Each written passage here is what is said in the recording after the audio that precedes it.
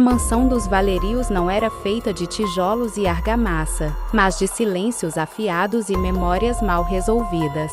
Localizada no topo de uma colina onde o vento soprava com o som de um lamento constante, a casa abrigava Helena e Julian. Eles eram, para o mundo exterior, o casal de ouro da arquitetura moderna. Para si mesmos, eram um martelo e a bigorna. Tudo começou 10 anos antes. Em uma galeria de arte sob a chuva de Paris, Julian era o fogo, um pintor cujas pinceladas pareciam ferir a tela. Helena era o gelo, uma arquiteta que via o mundo em linhas retas e simetria absoluta. Quando se conheceram, a atração foi catastrófica. Julian odiava a rigidez de Helena. Ela detestava a desordem emocional dele. E, no entanto, entre uma discussão sobre a função da forma e o caos da cor, eles se perderam um no outro. O amor deles nasceu de um desafio. Eu posso te mudar. Ambos pensaram secretamente. Os primeiros anos foram uma sinfonia de extremos. Eles se amavam com uma intensidade que beirava a violência espiritual. Quando Julian pintava, Helena era sua musa e sua crítica mais feroz. Ela projetava casas que pareciam templos para o ego dele, e ele preenchia as paredes dela com visões que a faziam chorar de beleza e raiva. Porém, o ódio começou a germinar nas pequenas fendas.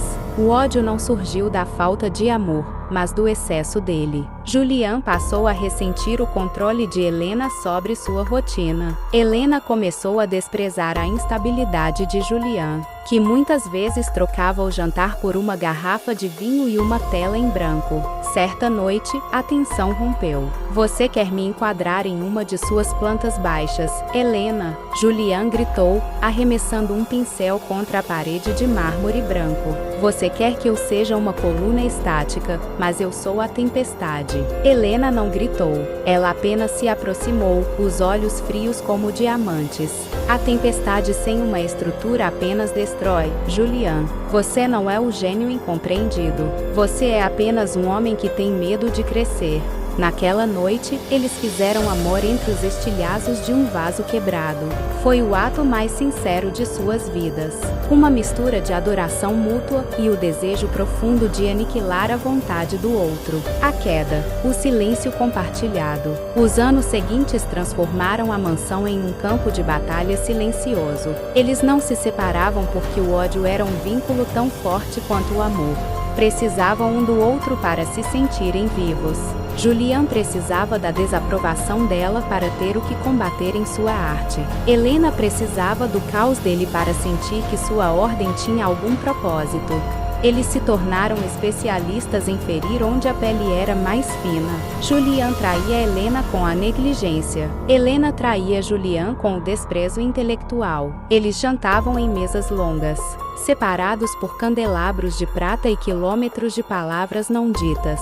Por que você ainda está aqui? Ele perguntou uma vez, observando-a ler sob a luz fraca. Porque ninguém mais saberia exatamente como te odiar da maneira que você merece. Ela respondeu, sem desviar os olhos do livro. No fim, não houve uma grande explosão, apenas um desgaste lento. Julian adoeceu, sua mão outrora firme agora tremia, incapaz de segurar o pincel. Helena, a mulher da estrutura, viu sua própria mente começar a falhar. As linhas retas de sua memória se curvando em labirintos de esquecimento. Nos seus últimos dias, sentados na varanda voltada para o abismo da colina, eles deram as mãos. Não era um gesto de perdão, mas de reconhecimento. Eles tinham gasto uma vida inteira tentando se destruir. E nesse processo, tinham se tornado uma única entidade. Julian olhou para Helena, e viu as rugas que ele ajudou a cavar, com suas crises de fúria. Helena olhou para Julian e viu a tristeza que ela cultivou com seu gelo. Eu te odeio por tudo que você me tirou, ele sussurrou, a voz fraca. E eu te amo por ser o único que sobrou, ela respondeu, apertando seus dedos. Quando o sol se pôs, a casa finalmente ficou em silêncio. O eco de vidro, enfim, parou de vibrar.